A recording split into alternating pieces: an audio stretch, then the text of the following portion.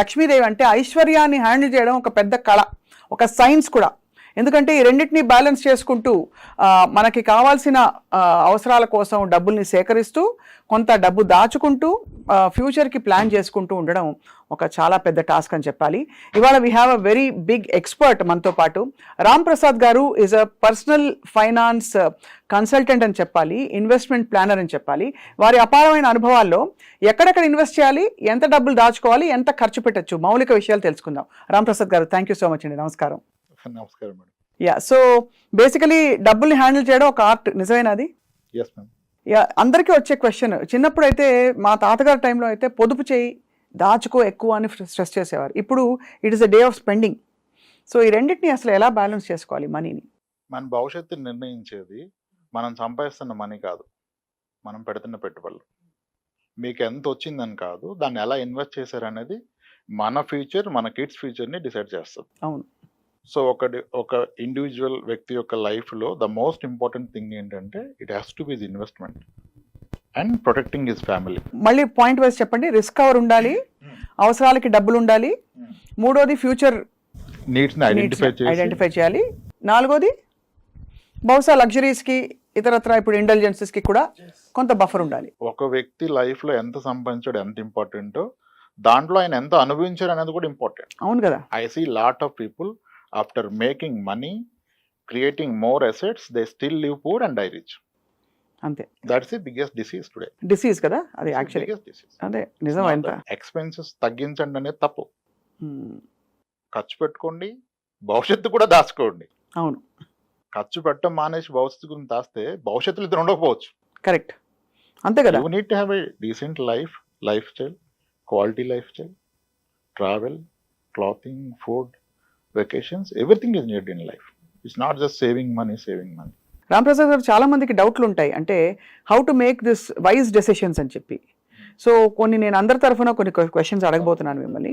First of all, ఒక వ్యక్తి, ఒక వర్కింగ్ ఎంప్లాయీ ఇంటికి వచ్చే ఇన్కమ్ని ఎలా ప్లాన్ చేసుకోవాలి, ఏ రేషియోలో సేవ్ చేయాలి, ఎంత ఖర్చు పెట్టాలి? There is a private sector employee who is making 80,000 per month. He is just 32 years, having one kid, no dependents. His parents are well off. Both are pensioners. They can't even spend their pension. They're also giving him some money. అవును. ఇంకా అతని story వేరు. If there is a person who has a dependent parents ఆరోగ్యంగా లేరు, siblings లో కూడా కొంత settle అవ్వలేదు, ఇంకా డిపెండ్ అయి ఉన్నారు, అప్పుడు ఆయన స్టోరీ వేరు. ఇంకా సేవింగ్ ఎక్కడ? ఆ 80,000 బాధ్యతలుగా సరిపో. అవును. అప్పుడు ఆయన ఫోకస్ చేస్తుంది ఇన్కమ్ పెంచుకోవడం మీద, సేవింగ్స్ మీద కాదు. మొదటి వ్యక్తి ఆయన విహారయాత్రలు కూడా ప్లాన్ చేసుకోవచ్చు. కాబట్టి పరిస్థితిని బట్టి స్టాండర్డ్ ఉండదు. నాకు ఎక్కడ నచ్చదంటే, చాలా మంది ఇప్పుడు చాలా స్టాండర్డ్ ఫార్ములా ఏంటంటే, మీ ఏజ్ ఎంత ఉంటే అంత డెట్ లో పెట్టండి, 100 minus me age has to be equity. అంటే ఎక్స్ప్లెయిన్ చేయండి ఒకసారి. చాలా చూసే వాళ్ళకి డెట్ ఈక్విటీ అనే టెక్నికల్ పదాలు. రిస్క్ లేకుండా గవర్నమెంట్ బాండ్స్ కానీ, బ్యాంక్ ఫిక్స్డ్ డిపాజిట్స్ కానీ డెట్ కింద కన్సిడర్ చేస్తాము. ఈక్విటీ మార్కెట్స్ లో నేనైతే మ్యూచువల్ ఫండ్స్ వరకు ఆగిపోతాను, స్టాక్స్ వరకు వెళ్ళే ధైర్యం చేయను. వాటిలో పెడితే దాన్ని ఈక్విటీ మ్యూచువల్ ఫండ్స్ అంటాం. ఇప్పుడు 30 ఏళ్ళ వయసు ఉంటే మీరు 30% మాత్రం డెట్లో పెట్టుకొని ఫిక్స్డ్ ఇన్కమ్ ప్రొడక్ట్స్లో, మిగిలిన రిస్క్ ఉన్నా సరే డబ్బులు ఎక్కువ వస్తాయనే దాంట్లో పెట్టుకోమని చెప్తారు. నేను అంటాను, మీకు వస్తున్న ఇన్కంలో కాదు ఈ ప్రపోర్షన్, మీ ఓవరాల్ నెట్వర్క్లో ఈ ప్రపోర్షన్ చూసుకోవాలి. మీకున్న నికర ఆస్తిలో ఇది వాడండి. కానీ అది ఎవరు వాడలేరు. ఎందుకంటే ఈ నాలెడ్జ్ వచ్చి 40 ఇయర్స్ 36 ఇయర్స్ వచ్చి, 2 కిడ్స్ వచ్చి, నేను ప్రైవేట్ సెక్టర్ ఎంప్లాయీ, నా జాబ్ ఆగిపోతుంది, తర్వాత కావాలి అని ఇన్వెస్ట్మెంట్ థాట్ వచ్చే టైంకి ఇతను ఆల్రెడీ కొన్ని చేసి ఉంటాడు. పేరెంట్స్ నుంచి కొన్ని ఆస్తులు వచ్చి ఉంటాయి.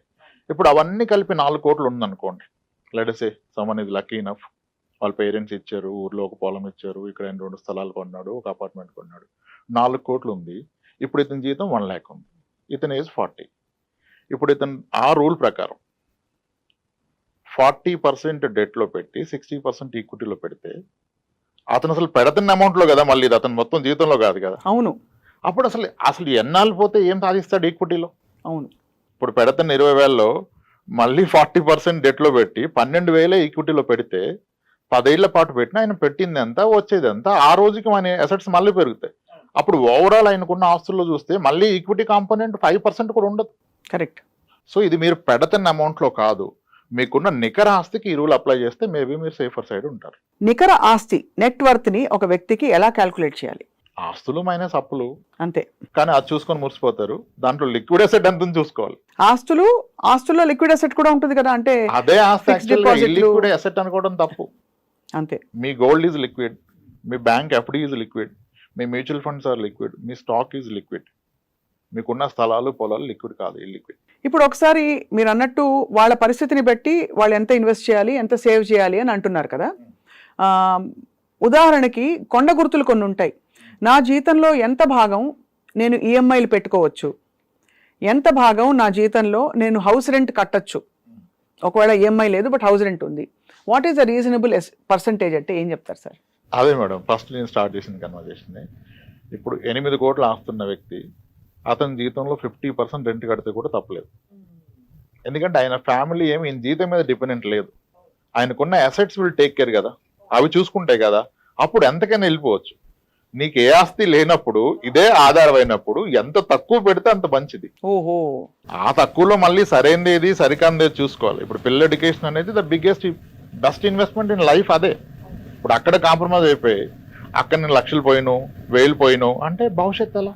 కరెక్ట్. ఇప్పుడు I see lot of people, అంటే నేను ఇప్పుడు నా వయసు చిన్నదైనా నాకంటే పెద్దవాళ్ళని చాలా మందిని కలుస్తాను కదా, చాలా మంది దే ఆర్ మోస్ట్ హ్యాపీ.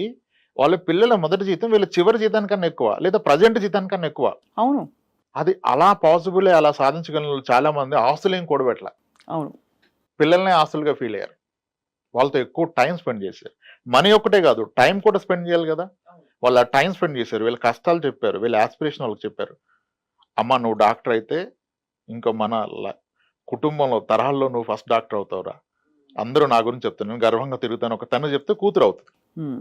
డబ్బులు ఒకటే ఇచ్చేస్తే అవుతుందా? ఆ టైం అండ్ మనీ పెట్టిన వాళ్ళు వేరేది పెట్టలేదు. రైట్. సో కాబట్టి స్టాండర్డైజేషన్ లేదు ఎంత పెట్టాలని. ఆయనకు తెలుసు. ఇంకా నాకు వచ్చే జీతంలో ఇల్లు కొనలేను అనుకున్న వ్యక్తి పూర్తి జీతాన్ని పిల్లల మీద పెడితే ఆ పిల్లలు ఈరోజు ఆయనకు అద్భుతమైన ఇల్లు కొనిచ్చారు. అవును. ఎంతో మందిని ఫోర్స్డ్ విఆర్ఎస్ తీపించారు. అంటే రిటర్న్ వచ్చే ఇన్వెస్ట్మెంట్ మీద పెట్టాలి. పిల్లలు అన్నిటికంటే పెద్ద ఆపర్చునిటీ మీకు ఇన్వెస్ట్మెంట్ పరంగా, కానీ అక్కడ టైం కూడా పెట్టాలి. ఒట్టి మనీ పెడితే అవ్వకపోవచ్చు. అవును, కరెక్టే. కరెక్ట్. మీరు టైం స్పెండ్ చేయకపోతే వాళ్ళు మీ దారిలోకి రారు. రాంప్రసాద్ గారు, గోల్డ్ ఒక చాలా ఫేవరెట్ ఇన్వెస్ట్మెంట్ మహిళలకి. మీరు రికమెండ్ చేస్తారా అసలు గోల్డ్ డబ్బులు పెట్టడం అనేది? గోల్డ్ యాజ్ అన్ ఆర్నమెంట్ నేను స్ట్రాంగ్ గా రికమెండ్ చేస్తారు. As an ornament, not as a pure gold. Biscuit కొంటాను అది అంటే వద్దంటాను. ఎందుకంటే ఇప్పుడు ఒక కాయిన్ కొన్నాను నేను, ఆ కాయిన్ అయితే హోల్డ్ చేసి మా వైఫ్ కిడ్స్ చేసుకోలేరు. అది అలా ఉంటది. సో దానివల్ల ప్లెజర్, ఆనందం ఉండదు, ఇంటాంజిబుల్ బెనిఫిట్స్ ఏమీ లేవు. ఏముండదు. Only growth. గోల్డ్ ప్రైస్ పెరిగితే పెరిగింది అంటారు అంతే. అదే నేను ఆర్నమెంట్ కొంటే గోల్డ్ ప్రైస్ పెరుగుతుంది, మీరు అన్న ప్లెజర్ వస్తుంది. కానీ ఆర్నమెంట్ గోల్డ్ ఎక్స్చేంజ్ అయినప్పుడల్లా మనకి వేస్టేజ్ పోతుంది. మీరు పొందిన ఆనందంతో ఆ వేస్టేజ్ అంతా అంతే అంటారు. నీ కూతురు వేసుకుని తిరిగినప్పుడు 15% నీ కూతురు ఆనందానికన్నా ఎక్కువ అనుకుంటే దట్స్ రైట్. మీ అప్రోచ్ చాలా రియలిస్టిక్ గా ఉంది సార్. బికాస్ మామూలుగా ఆనందానికి ఎవరు వెలకట్టరు, డబుల్ డబుల్ డబుల్ డబుల్ అని చూస్తారు. కానీ ఆనందం అనేది ఒక ఇంటాంజిబుల్ అసెట్టే కదా. అదేమంటే నేను రెగ్యులర్ అమ్మాయి ఉంటే రెగ్యులర్ గా పుట్టినప్పటి నుంచి కొనుక్కో గోల్డ్ అని చెప్తాను. అంటే ఎలాగా ఒక అకేషన్స్ వచ్చినప్పుడల్లా గోల్డ్ కొట్టు పెట్టాలి పిల్లకి. అకేషన్ కి వచ్చినా, వేరే ఏమన్నా గిఫ్ట్స్ ఆమెకు వచ్చినా, గ్రాండ్ పేరెంట్స్ ఏదైనా ఇచ్చినా పెట్టుకోండి. అసలు గోల్డ్ స్కీమ్ కట్టమని చెప్పేస్తాను నేను. Gold scheme. ఎందుకంటే మీరు అన్నారు కదా మీకు వేస్టేజ్ మేకింగ్ పోద్దని, గోల్డ్ స్కీమ్లు అవి లేకుండా ఇస్తున్నారుగా. అవును. అప్పుడు అంటారు వాడు ఎత్తేస్తే ఏంటి, ఎత్తేసాడు అనుకోండి, మీరు కట్టేది ఎంత గోల్డ్ స్కీమ్లో? మీ జీతంలో 10%. అంటే ఒక 1 year లో కట్టేది 1 నెల జీతం. వాడు ఎత్తేసి 1 నెల జీతం పోతే జీవితం కోల్పోతారా? అంతే కదా. సో రిస్క్, ఎంత రిస్క్ తీసుకున్నాను అంతే. అది ఒక 10% వరకు ఓకే అంటారు హ్యాపీగా. మేడం నేను స్ట్రాంగ్ గా బిలీవ్ అయ్యేది ఏంటంటే, చాలా మంది నా క్లయింట్స్ కి 1 kilo గోల్డ్ ఉంది. 1 కిలోనా? 1 kilo. బట్ బాబోయ్ 1 కిలోనా? అమ్మాయి ఉన్నోళ్ళు పెట్టుకున్నారు. 2 అమ్మాయిలు ఉంటే ఏమొస్తుంది మీకు? 50 తులాల్లో కంప్లీట్ సెట్ వస్తుంది. అంతే కదా. అంతే. పెట్టుకున్నారు, అవకాశం ఉన్న వాళ్ళు పెట్టుకున్నారు. 1 kilo గోల్డ్ ఇంట్లో ఉంటే అతని ఇంటి గుట్టు ఎప్పటికీ రట్టవదు.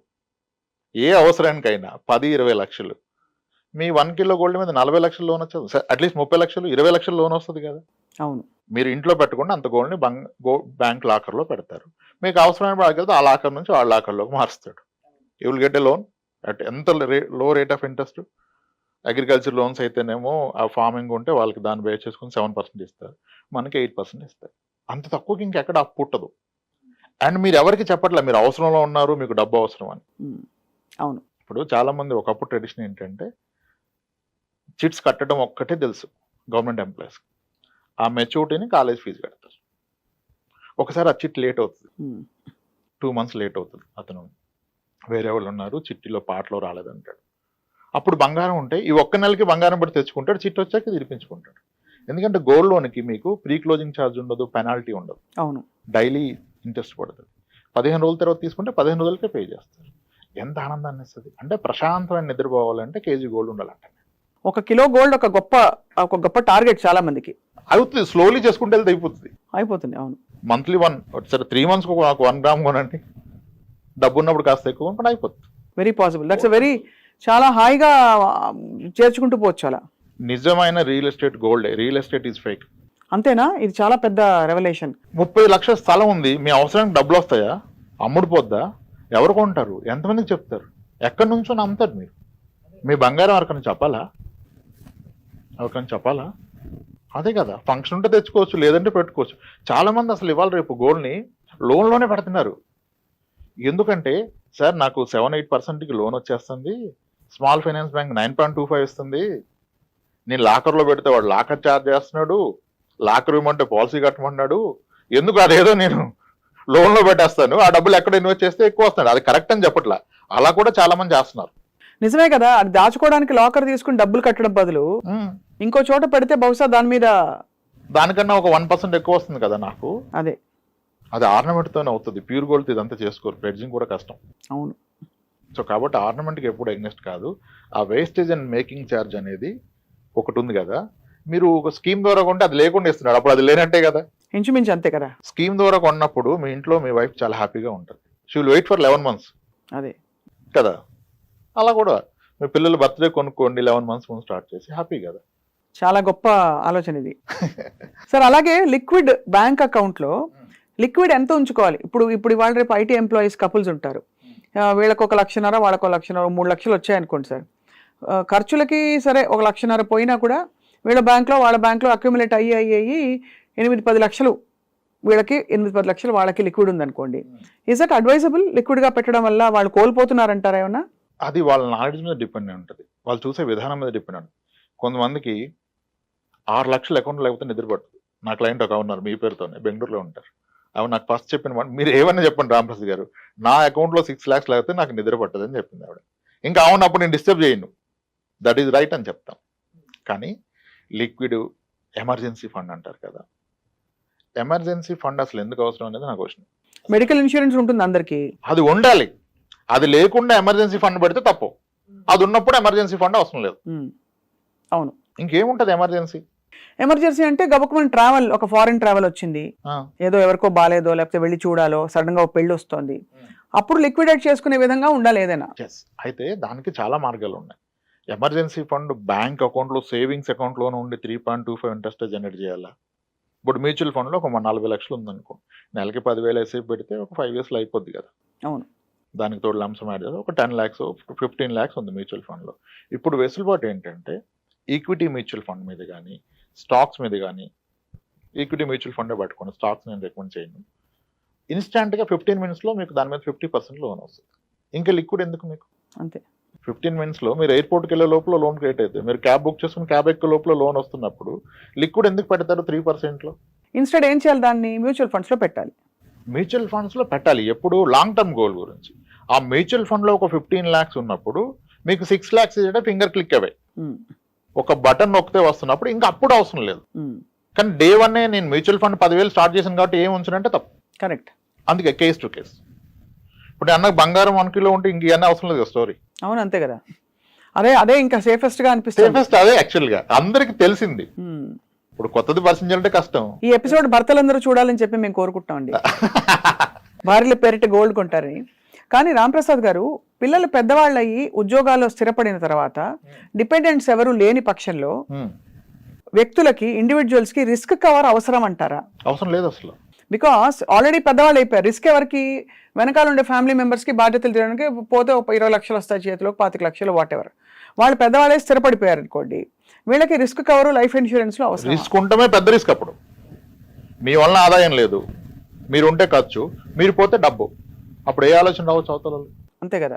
బియాండ్ ఏజ్ ప్రతి ఒక్కళ్ళు కూడా ఇది నీళ్లు పళ్ళ మెరుగు, ప్రేమ కూడా కిందికి వెళ్తుంటారు కదా. పిల్లల్ని ప్రేమించినట్టుగా తల్లిదండ్రులను ప్రేమించలేకపోవచ్చు అవును కదా. అప్పుడు మనకు రిస్క్ కవర్ ఉంటుంది. రిస్క్ కవర్ ఉండకూడదు అసలు. ఎల్ఐసీలు లేదు, ఈ పాలసీలు which give you risk cover along with money back, ఇట్లాంటివి అడ్వైస్ చేస్తారా మీరు? అసలు నేను అలాంగ్ విత్ మనీ బ్యాక్ చెప్పను. Risk has to be separate risk cover అంటాను. Only term insurance. దాన్ని మీరు ఇన్వెస్ట్మెంట్స్ మిక్స్ చేస్తే probably that will become wrong option. ఎందుకంటే మనకి రిటర్న్ తక్కువ వస్తుంది, చాలా తక్కువ వస్తుంది. బిలో ఇన్ఫ్లేషన్ వస్తుంది. ద్రవ్యోల్బణం కన్నా తక్కువ వస్తుంది. అప్పుడు మన మనీ పెరుగుతున్నట్టు కాదు, తగ్గుతున్నట్టు. సింపుల్గా ఒక typical endowment plan, guarantee return plan కడితే ఎలా ఉంటుంది? మీరు సంవత్సరానికి ఒక 20,000 కట్టారనుకోండి, 20 yearsలో మీరు కట్టబోయేది 4 లక్షలు. 4 లక్షలు గాను మీకు 8 లక్షలు వస్తుంటారు. చాలా బాగుంటుంది వింటాను. 8 లక్షల రూపాయలు వస్తుంది. మీరు నొప్పి తెలవకుండా సంవత్సరానికి 20,000, అది క్వార్టర్లీ, హాఫ్ ఇయర్లీ, మంత్లీ కడుతున్నారు. మనం మిస్ అయిన పాయింట్ ఏంటంటే 20 ఏళ్ల తర్వాత ఆ 8 లక్షలకు ఉండే విలువ ఏంటి? ఇన్ఫ్లేషన్ దట్ ఈస్ 1/4 అయిపోద్ది. యాక్చువల్లీ స్పీకింగ్ మనం కోల్పోతాం యాక్చువల్గా దాన్ని పీవీఐఎఫ్ఏ అవన్నీ క్యాల్కులేట్ చేస్తే. అంతేగా? ఎస్, దాన్ని మిస్ అవుతున్నారు. మళ్ళీ ఇంకోటి, ఇతను 4 లక్షల పాలసీ కడితే ఇతనుకున్న లైఫ్ ఇన్సూరెన్స్ కవర్ 4 lakhs. అవును. పొరపాటున వ్యక్తికి ఏమన్నా 4 లక్షల ఫ్యామిలీ బ్రతకలేదు. అక్కడ 20 కట్టే బదులు 8,000 కడితే 50 లక్షలు టర్మ్ ఇన్సూరెన్స్ వస్తాయి. నిజంగా జరిగితే జరగరాంది ఈ 50 లక్షలు ఫ్యామిలీని సేవ్ చేస్తుంది. ఆ 4 లక్షల కార్యక్రమాలకు సరిపోవు. సో ఇది చాలా మంది తప్పు చేస్తారు. బికాస్ వాళ్ళకి రాబోయే వాట్ ఎవర్ ఎక్స్ట్రా మీరు చెప్పారు డబుల్ అయ్యి వస్తుందని, అది పెద్దగా కనిపిస్తుంది. బట్ 10 ఏళ్ల తర్వాత దీని వాల్యూ ఏంటో తెలుసుకోలేరు.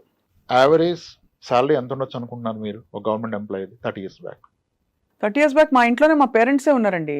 వాళ్ళకి ఎంత 17-20 వేలు కూడా ఉండేది కాదు. Central government employees. మళ్ళీ ఆల్ ఇండియా రేడియోలో పనిచేసిన మా పేరెంట్స్కి చాలా మధ్యతరగతి కుటుంబం అది. 4,000 ఉండేది మేడం. 4,000 అంటే మీరు అదే వీళ్ళు అనౌన్సర్స్ కాబట్టి కొంచెం హైయర్ ఎండ్ ఉంటుంది. అది హైయర్ ఎండ్. యాక్చువల్గా చాలా మంది, అంటే మేబీ మీరు కరెక్ట్ చెప్పారు లేదో తర్వాత వాళ్ళు ఇచ్చేద్దాం, కానీ చాలా మంది అడగగానే మాకు అప్పుడు 10,000 ఎంతండి, అసలు నేను ఫస్ట్ జీతం అడగను, అప్పుడు ఖర్చు ఎంత అంటాను. అప్పుడు ఎంత సార్? 4-5 వేలు అంత అయిపోయేది అంటాను. అప్పుడు అంత ఉండదని అంటే, లేదు సార్ మేము ఎప్పుడు మంచిగా బ్రతికామంటారు. మంచిగా బ్రతికారు కాదంటలేదు, కానీ 4-5 వేలు అసలు అయ్యి ఉండదండి అంటే, లేదు సార్ అంటారు. సరే సార్ మీ శాలరీ ఎంత అంటే, ఉండొచ్చు సార్ ఒక 10,000 అంటారు. అప్పుడు కూడా కరెక్ట్గా రారు వాళ్ళు. నేను అంటాను సార్ ఒకసారి అది కూడా వదిలేండి, మీ ఫస్ట్ శాలరీ ఎంత అంటాను. 600 రూపాయలు సార్. 80 ఏళ్ళు ఎక్కానండి అంటాడు. 80 ఏళ్ళు 600కి ఎక్కితే మీకు నెక్స్ట్ 10 ఏళ్ళు కాకముందే అది 10 రెట్లు పెరిగిపోద్దా? అంతే కదా. 3 సంవత్సరాలకి రెట్టింపు అయినా మా అంటే 2,000 ఉంటుంది మీ జీతం ఆ రోజుకి. 93-94కి మీరు 5,000 ఎలా ఖర్చు పెడతారు? అప్పుడు అంటాడు ఇదే తేడా ఉంది సార్, ఒక్క నిమిషం ఆగండి అంటాడు. కరెక్టే సార్ మీరు చెప్పింది, నా శాలరీ 1,700 సార్ అంటాడు ఆయన. అప్పటి వరకు 10,000 చెప్పేస్తారు. అంటే ఇప్పుడు మనకు చాలా ఈజీ అయిపోయినాయి కదా. అవును. అలా మిస్లీడ్ అవుతారు. 1980sలో అయితే most of the central government employees salary కూడా below 1,000. Only gazetted officers use to draw 2,000. అంటే ఆ రోజు ఒక ఫ్యామిలీ, ఒక ఎంప్లాయీ ఉన్న family monthly average expense 1,000 rupees. ఈరోజు అదే ఫ్యామిలీకి పిల్లలు సెటిల్ అయ్యాక పేరెంట్స్కి హెల్దీగా ఉంటే నెలకు 30,000 ఖర్చు అవుతుంది. అవునండి. ఇన్ ఏ సింపుల్ లాంగ్వేజ్ ఇక్కడ మనం పట్టుకోవాల్సింది ఏంటంటే 30 ఏళ్ల క్రితం మీకు నెలకి ఎంత ఖర్చు అయింది, ఇప్పుడు రోజుకి అంత అవుతుంది. This is the rule you need to catch for future calculation. అంటే ఈరోజు మనకి ఒక లైఫ్ స్టైల్కి 50,000 అయింది, 1,00,000 అయింది అనుకోండి. మనం ఒక 30 years పోయాక మనకు 60-70 ఏళ్ళు వస్తే రోజుకి ఈ 1,00,000 రూపాయలు అవుతుంది, 30 లక్షలు అవుతుంది. ఎవరు నమ్మరు. నమ్మాల్సిన అవసరం లేదు. భవిష్యత్తును చూడక పాస్ని చూడు. నేను అదే అంటాను, రిచ్ డాడ్ పూర్ డాడ్ చదివే కన్నా ముందు మీ డాడ్ని చదవండి మీరు. అదే ఇది మనకి రిలవెంట్. చాలా కలిసి ఇది మనకి రిలవెంట్. ఇప్పుడు మనం చెప్పిన ఎగ్జాంపుల్ చాలా మంది నమ్మరు. 30 years బ్యాక్ 1,000 రూపాయలు ఎప్పుడు అంత లేదంటారు. కానీ ఇప్పుడు చెక్ చేస్తే వాళ్ళకి తేలిపోద్ది. కరెక్టే, మన కిరాణా షాప్ ఖాతా నాకు గుర్తుంది కదా, 320 రూపాయలు నెలకి విత్ హార్లిక్స్ బాటిల్ కలిపితే 320, లేదంటే 300 అంటాడు ఆయన.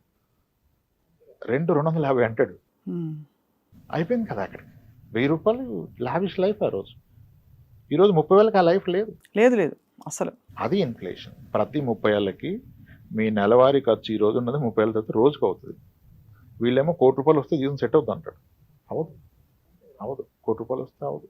Inflation is key madam. చాలా ఇన్ఫ్లేషన్ని దృష్టిలో పెట్టుకోవాలి ప్లాన్ చేసుకునేటప్పుడు.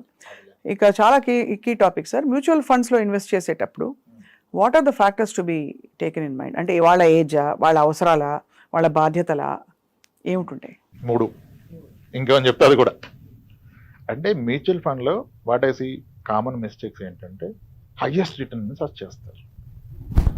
నేను రిస్క్ తీసుకుంటాను కాబట్టి ఎంత రిస్క్ అయినా పర్లేదు నాకు, స్మాల్ క్యాప్ సెక్టర్ లిమిటెడ్, అది కాదు. మీ అవసరాన్ని బట్టి investment, not because of returns. కానీ అవసరాన్ని పక్కన పెడాలి.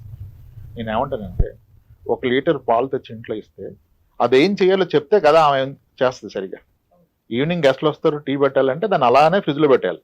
అవును. మధ్యాహ్నం బిర్యానీలోకి నువ్వు పెరుగు చేసి రైతా చేయాలంటే ఇమీడియట్గా వేడి చేసి పెరుగు తోడెట్టాలి. స్వీట్ చేద్దామంటే బాగా మరగబెట్టి దాన్ని ఏదో చేయాలి. అట్లా అవసరాన్ని బట్టి చేయాలి. Same is the case with mutual fund. అన్నీ ఒకలా కాదు. Right.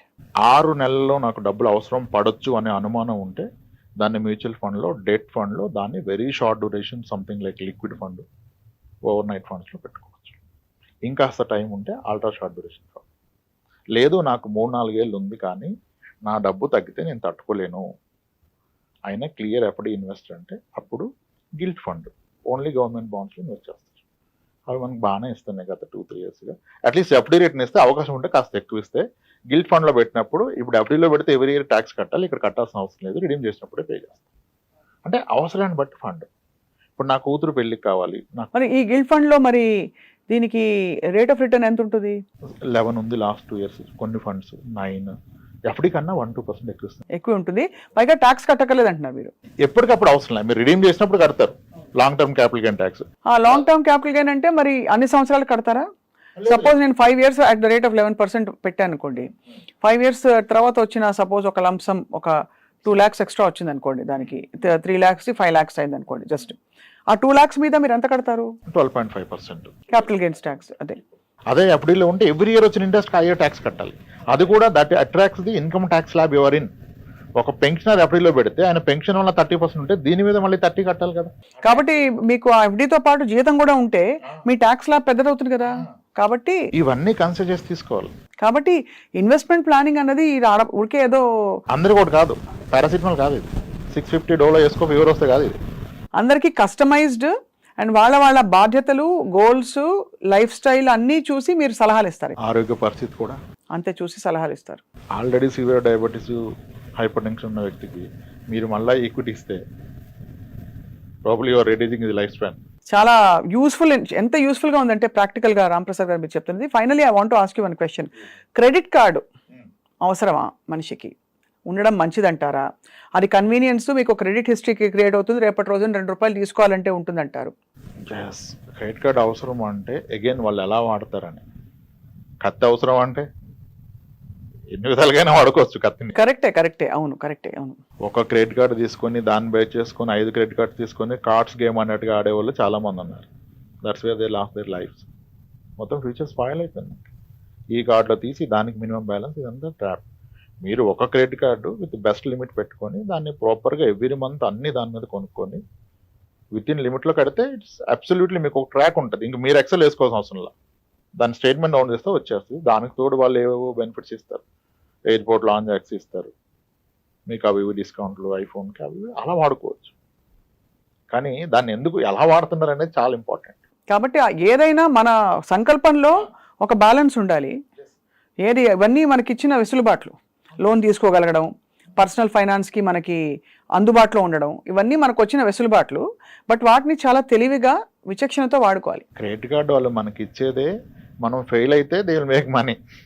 When you are not paying full amount on time, minimum balance pay చేస్తే almost you will charges annually 40-50%. బాబోయ్.